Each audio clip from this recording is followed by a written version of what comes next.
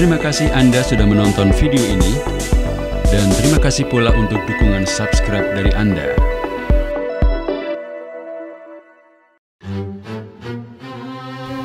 Sahabat, setiap tanggal 22 Oktober diperingati sebagai Hari Santri Nasional. Indonesia yang mayoritasnya pemeluk agama Islam tentu sudah tidak asing dengan istilah santri. Bahkan dalam sejarah perjuangan kemerdekaan, santri turut berperan.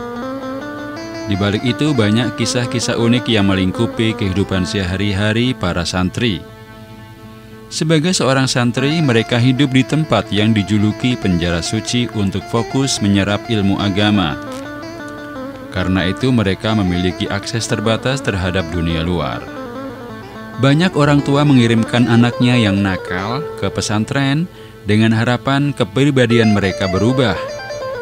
Karena fenomena itu muncul stigma di masyarakat kalau pesantren menjadi tempat pelarian anak-anak nakal.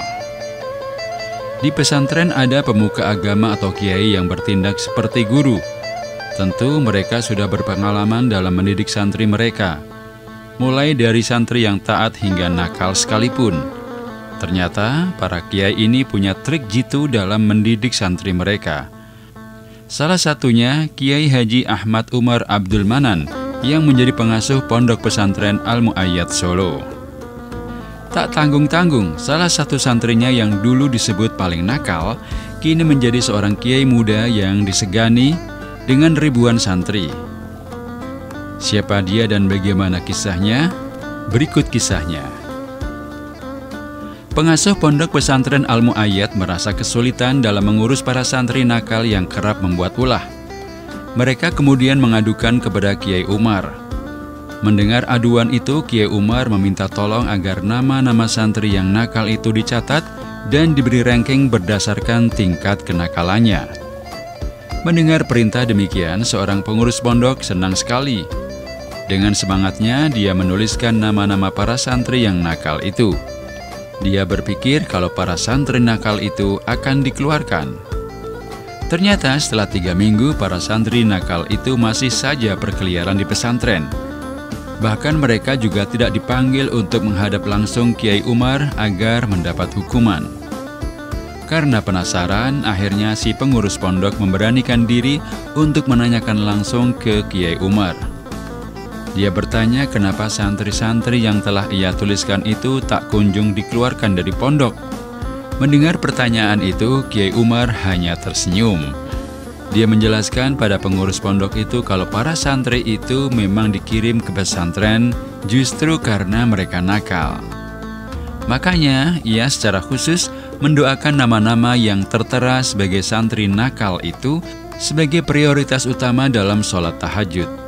Kiai Umar juga sering memanggil para santri nakal itu ke kediamannya dan dijamu dengan makanan yang enak. Di sana para santri diajak bicara baik-baik sampai si santri merasa bersalah dan ingin memperbaiki diri. Cara Kiai Umar ini banyak dipraktikkan kiai-kiai lain dalam mendidik para santri nakal, seperti Kiai Haji Baidori Samsuri asal Purwodadi dan Kiai Ali Maksum asal Yogyakarta. Setelah sekian tahun berlalu, kisah tentang santri nakal itu diceritakan kembali oleh Kiai Haji Mustafa Bisri dalam ceramahnya di pesantren Az-Zahra Kendal. Waktu itu para hadirin banyak yang tertawa mendengar cerita Kiai yang terkenal dengan nama Gusmus itu.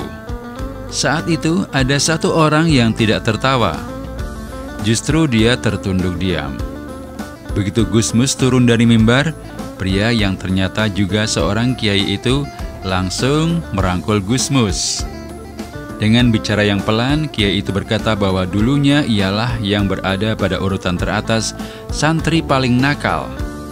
Namun, kini dia telah menjadi kiai muda yang disegani dengan ribuan orang santri.